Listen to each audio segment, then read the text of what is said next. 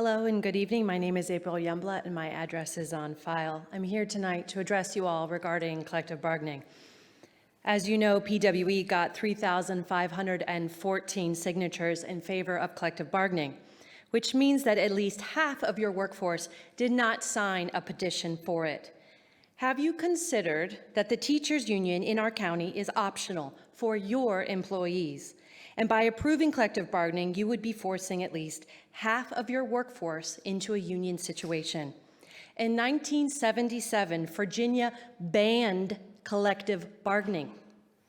Are you familiar with Article 3 of the Labor Code of Virginia, which states no employer shall require any person as a condition of employment to pay any dues of any kind to any labor union?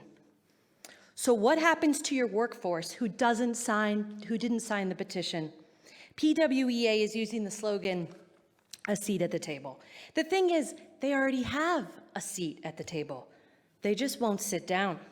Have you considered what collective bargaining will do to your power and influence as a school board? The school board is comprised of elected officials. In theory, you are supposed to represent your constituents. This is supposed to work like a democracy where we collectively have a voice on all these issues. We vote for you, you represent us, we all work together. What happens to this democratic process when the teachers union has the biggest seat at the table? In the fall of 2021, PWE pushed the school board very hard to not reopen the schools. They were very misguided and they influenced all of you and they helped you create and implement some very bad policies that hurt our children. According to your new strategic plan, 72.4% of the students in our county are considered a minority. Did you catch the recent Harvard study that shows racial and economic achievement gaps widened during the COVID-19 virtual learning lockdowns, which were supported by PWEA and all the other unions? Minority children aren't the only ones suffering from these bad policies. Have you seen the U.S. Surgeon General's advisory on the youth mental health crisis?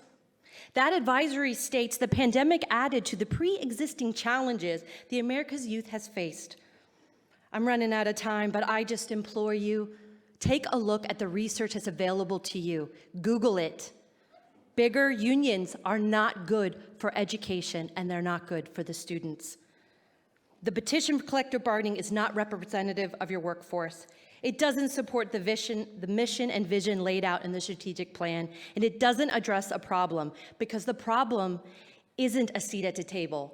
That problem doesn't exist. I implore you vote no. Thank you. Mr.